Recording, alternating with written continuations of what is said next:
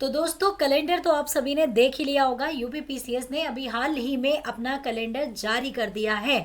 तो चलिए अब हम यहाँ पे कैलेंडर को लेके कुछ स्टूडेंट्स के बहुत ज़्यादा क्वेश्चन थे कि क्या हमारा आरओ एआरओ का पेपर नहीं होगा, क्योंकि भैया इस कैलेंडर में तो आरओ एआरओ के बारे में बात ही नहीं की गई है। सो नमस्कार दोस्तों, आज हम इस कैलेंडर के बारे में बात करेंगे और साथ ही साथ ये भी जानेंगे कि आरओ एआरओ का पेपर होगा या नहीं होगा।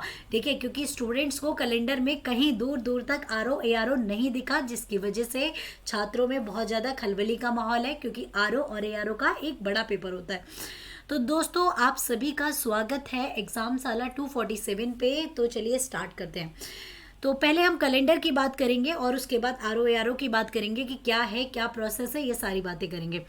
तो चिकित्साधिकारी आयुर्वेद स्क्रीनिंग का पेपर कल यानी कि 8 जनवरी को बेसिकली वो किया गया। ये तो पहले से ऑलरेडी डिसाइडेड था।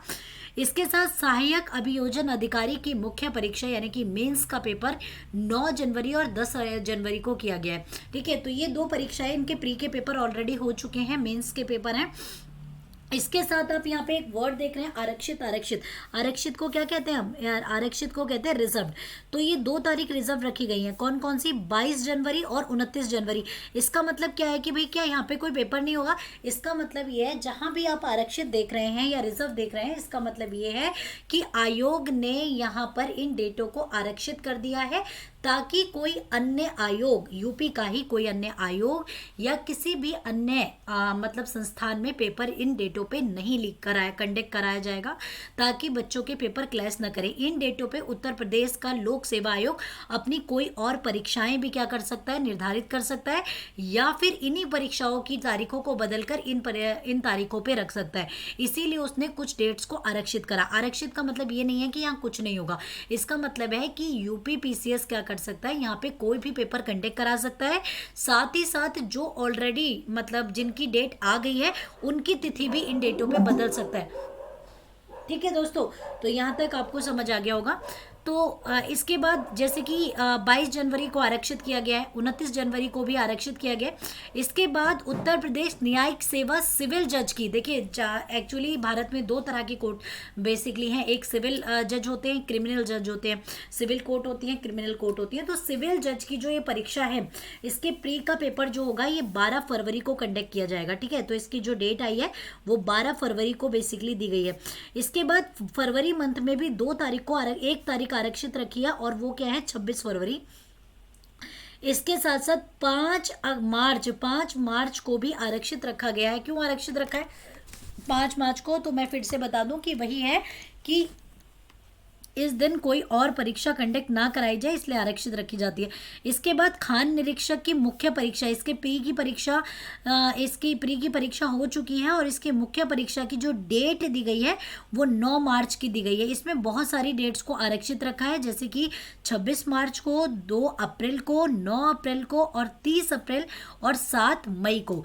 दोस्तों 2023 का ये कैलेंडर है, इसीलिए मैं बार बार आपको 2023 नहीं बोलूंगी। आप समझ जाइए कि मैम 2023 की ही बात कर रही हैं। ठीक है, तो क्योंकि ये पूरा कैलेंडर ही 2023 का है। इसके साथ ये तारीखें आरक्षित रखी गई हैं। इस तारीख पे कोई भी पेपर कंडक्ट कराए जा सकते हैं लोक सेवा आयोग के द्वारा। अभी हमें भी नहीं पता कि वो कौन से कराएगा, पर ये आरक्षित रखे गए हैं। इसके बाद है सम्मिलित राज्य, ठीक है, प्रवर अधीनस्थ सेवा, सहायक वन संरक्षण, क्षेत्रीय वन अधिकारी की प्रारंभिक परीक्षा, यानी कि जो प्री का पेपर है फॉरेस्ट ऑफिसर वगैरह का, ये कितने को कंडक्ट कराया जाएगा?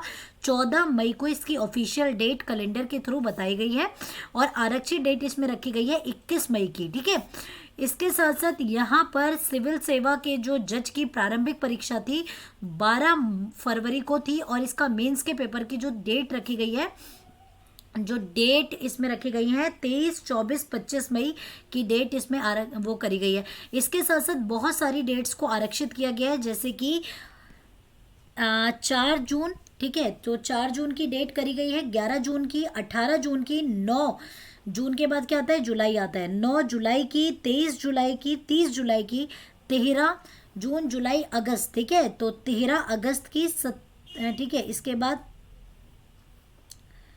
13 अगस्त के बाद 27 अगस्त की और 10 सितंबर की डेट को क्या करा गया, आरक्षित किया गया। इन डेटों को आरक्षित करा गया। तो यहाँ पे आप देख रहे होंगे इस कैलेंडर में पेपर कम है और आरक्षित ज़्यादा है, उसका पीछे रीज़न है, मैं आपको बताऊंगी अभी। इसके साथ साथ सम्मिलित राज्य प्रवर अधीनस्थ सेवा की जो मुख्य परीक्षा है, इसकी प्री की पेपर की जो हो रहा है वो 14 मई को हो रहा है, और इसकी जो मेंस की परीक्षा है यानी कि प्रवर अधीनस्थ की और सम्मिलित राज्य की, ये 23 सितंबर को शेड्यूल्ड की गई है। आरक्षित डेट रखी गई है 1 अक्टूबर, ठीक है, 1 अक्टूबर। इसके साथ साथ सहायक वन संरक्षक और क्षेत्रीय वन अधिकारी की जो मुख्य परीक्षा की डेट बताई गई है वो 9 अक्टूबर की रखी गई है, ठीक है, तो जो फॉरेस्ट ऑफिसर की रखी गई।